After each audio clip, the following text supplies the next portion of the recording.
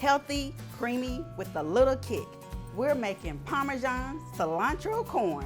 Let's get into it, y'all.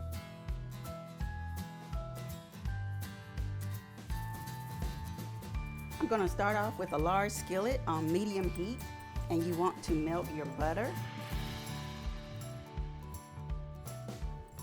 Now I'm going to add the garlic and the corn and let it cook for about 2 minutes.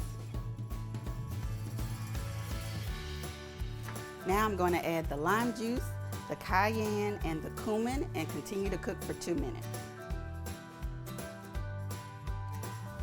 Now I'm going to add the cheese and the yogurt and the milk.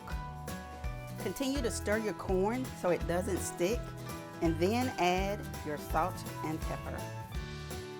Cook the corn until most of the cream has been cooked out, about 5 minutes. I've removed it from the heat. Now I'm going to add my cilantro. Stir it and serve it hot. Enjoy.